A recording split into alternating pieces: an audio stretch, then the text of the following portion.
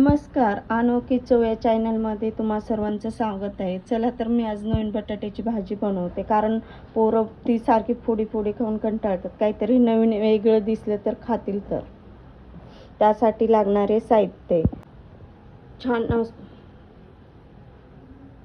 छान असा लसूण कुटून घेतलाय, कोथिंबीर कट करून घेतली, बारीकसा कांदा केलाय, खोबरं, कढीपत्ता, शेंगदाण्याचं कूट. चला तर मग आता ठेवते. मग तेल कडकडले, मोहरी पण कडकडली. आता हे कांदा टाकूया,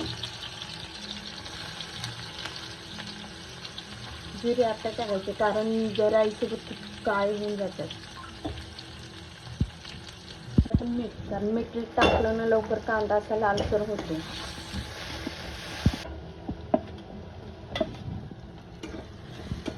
कारण कढीपत्ता मी असा बारीक करून टाकते, कारण कोणी हात नाही अख्खा कढीपत्ता असा दिसला तर कोथिंबीर सोबत जातो तर पोटात.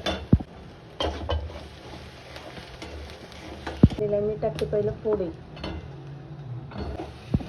आणि फोडी टाकल्यावर पहिलं तेलात थोडंसं हे होतं, वापरतात, नाही तर चटणी टाकली ना लगेच करपतात. झाकण ठेवून घ्यायचं, झाकून वाफ देऊन मस्तपैकी 2 मिनिटाला असं हलवून घ्यायचं, कारण खाली चिटकायला नकोय म्हणून. कारण शेंगदाण्याचं कूट पहिले टाकलं ना फोडी चिटकून बसत, खाली करपते. चटणी, मस्त अशी बारीक केलेली कोथिंबीर,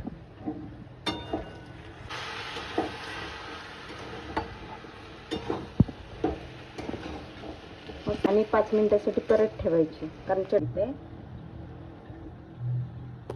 बघा असं छानपैकी दिसते. आणि काहीतरी वेगळं पण वाटतं खायला, आणि पोरं आवडीने खातात पण असं काहीतरी वेगळं दिसलं की.